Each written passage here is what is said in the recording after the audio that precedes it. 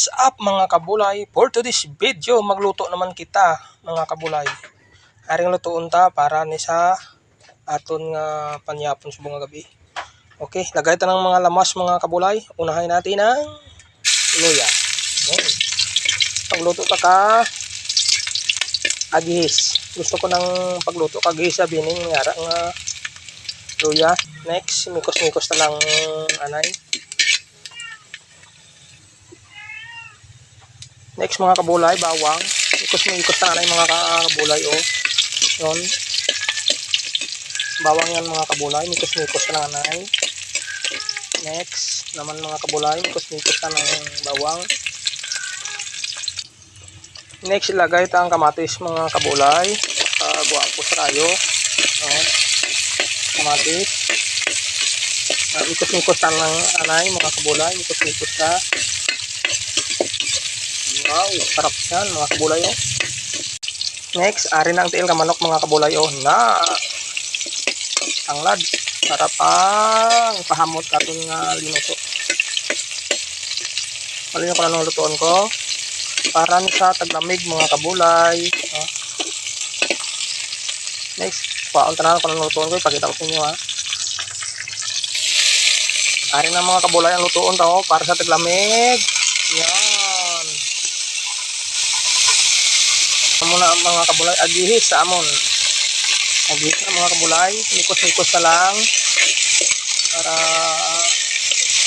guwapo ang brasada ng mga kabulay. Yan, okay man mga kabulay. Good. Next, mga kabulay, lagyan natin ng asin. Wagit sarap para masarap. Sarap pa sa uyab nyo. Tapos mikos ta. Wow, ang bango-bango na. Tapos mikos mga kabulay. Lagyan natin ng tubig. Ito na. Sabaw. Para dugay sa ibabaw. Matamaan pa nga sabaw mga kabulay kaya kita mo lang siya magkaon.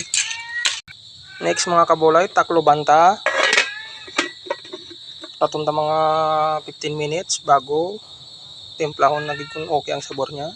Okay, hari na kabulay, buksan naton ba kung okay na ni. Wow. Bukal dito ba? Ha? Ito na ba po, aring tiil ka manok ko. Wow. Okay man. Tilawan ta mga kabulay ba kung anong sabor ya. Bangod kay malamig ti amo nang iluto ta, may sabaw. Kay way man ta kupan karon sa gabi ti amo na lang ni pasabaw-sabaw lang anita. Wow, wapo kayong sabor yung mga kabulay.